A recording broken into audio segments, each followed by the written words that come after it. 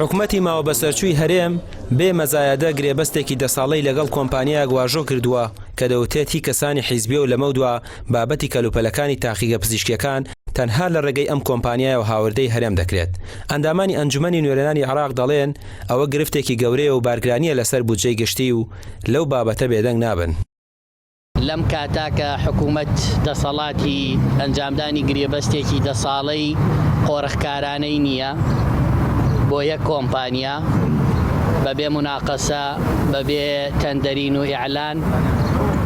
و لە بڕگەیەکی گرێبەستەکەشە ئەم کۆمپانیا بەخشراوە لە خیتاب زەمان و لە ناو بڕگەکانی گرێبەستەکە هاتووە کە بۆ هەر ڕۆژێک دواکەوتن لە دابینکردنی ئەو پێداویستیانەی کە گرێبەستی لەسەر کراوە ڕێژەی 27,400 دینار بۆ بڕی 1 ملیار دینار. ئەنی ئەگەر گرێبەستەکە بای 1 ملیار دینار بێ بۆ هەر ڕۆژێ دواکەوتن 27,400 دینار دانراوەواتە ڕێژەی پێبژاردننی دواکەوتن لەم گرێبەستا کراوە بە لە 0 یعنی لە 0 لە 1000 سێ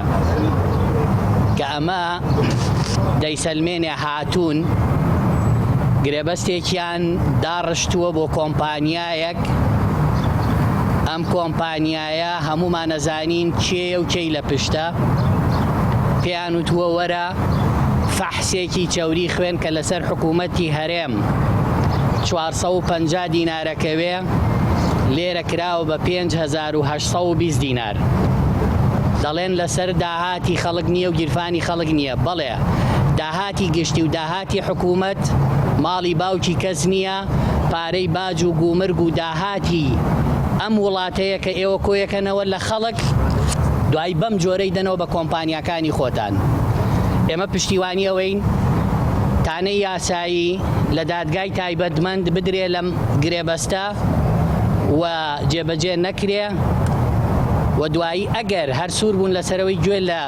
دادگاکانی هەرێم نەگرن ئێمە بیرمان لەوە کردوێتەوە لە عێراق چیمان پێکرێ بۆی ڕێنەدەین گرێبەستی وەها خراپ لەسەر خوێن و ژیانی خەڵک بکرێت و سوودمەند لێی کۆمپانیای کاک فڵان بێت. سەندیکاکانی تەندروستی دەڵێن ئەم قۆڕەخکاریە مەترسیە لەسەر کەرتی گشتی و ناکرێت لە بودجەی گشتی پارەیەکی زۆر بدرێت بە کۆمپانیایەک کە پێشتر 40 کۆمپانیا گرێبەستیان هەبووە تەنها بۆ پارێزگای سلێمانی 5 ملیار دینار لەسەر حکوومەت دەکەوت. ئێستا دەبێت 25 ملیار دینار بدرێت بەم کۆمپانیایە. کۆمپانیایەکە کە 3 مانگە دروست بووە هیچ بەڵێ حیزبیە هیچ ئەزمونێکی نییە پێشتر هیچ ئیشێکی نەکردووە تەنها بۆم ئیشە ئەم کۆمپانیا دامەزراوە تەنها بۆیە کە قازانجێکی زۆر بکە و بە جۆرەی ئەم گرێبەستە هیچ ئیعلانێکی بۆ نەکراوە هیچ بە پرۆسی تەندەرینە نەڕۆشتەوە ناقانونیە بەڵێ ڕاستەخۆ پێدراوە و تەنانەت کار ئاسانی زۆر بۆ ئەم گرێبەستە بۆ ئەم کۆمپانیا کراوە بە دڵی خۆی بۆی کراوە ئەڵی خۆی نووسیوێتیەوە نەک مەرجی وەزارەتی تەندروستی. ئەم گرێبەستە بۆ موادی مختبەریە و لەم گرێبەستە پشکنینەکان نرخەکەی تایەتی 5 هێندە تایەتی 10 هێندە و تایەتی 100 هێندە بە تێکرا نزیکی 10 هێندە پارەی پشکنەکان زیاد کراوە. ڕاستە وەزارەتی تەندروستی ئەڵێ وەڵا هاوڵاتی پارەکە نادا ڕاستەوخۆ حکوومەتیدا بەڵام حکوومەت لە بودجەی گشتیدا و تۆ شوێنێکی وەکو پارێزگای سلێمانی 5 ملیار بۆ موادی مختبەری تەرخان کراوە بە جۆرەیەم گرێبەستە بێ 25 ملیار تەرخان کە ئەو خۆی پێنجەکەی بۆ دابین ناکە بە قەرز و قۆڵا هەمووی بە قەرز شتەدا بە تەندروستی سلێمانی چۆن 25 دابین کە.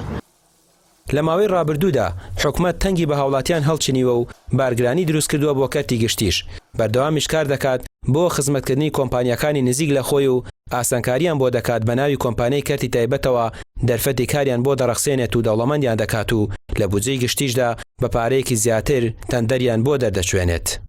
ڕامیار عوسمان کەناڵی پێام سلێمانی.